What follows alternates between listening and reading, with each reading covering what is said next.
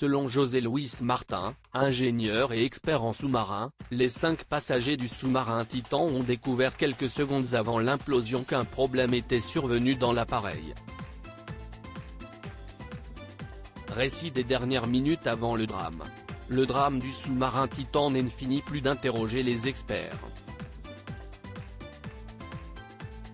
Le journal espagnol News a décidé d'enquêter sur ce terrible fait divers.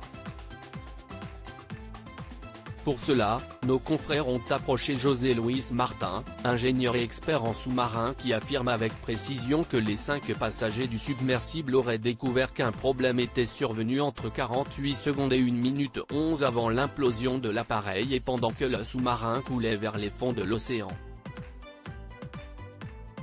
Alors que les causes du drame sont encore floues, l'expert explique que le sous-marin aurait été victime d'un problème électrique. L'appareil se serait alors trouvé sans propulsion à 1700 mètres de profondeur.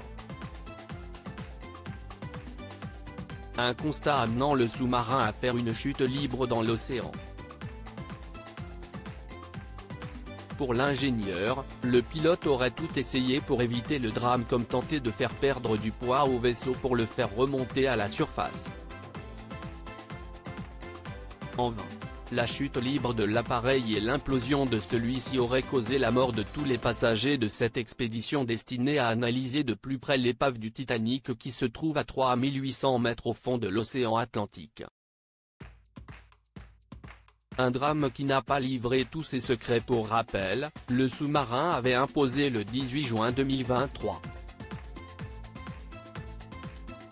Se trouvait à son bord, le Français Paul-Henri Narjolet, l'homme d'affaires britannico-pakistanais Shahzada Dawood, 58 ans, et son fils de 19 ans, Sulman.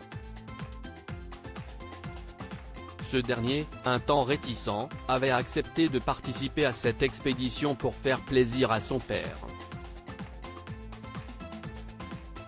Autre victime, Amy Chardy et le CEO de la compagnie OceanGate, Stockton Rush. Le signal avait été perdu 1h45 après que le sous-marin ait plongé dans les profondeurs. Diverses enquêtes sont en cours pour déterminer l'origine de l'accident.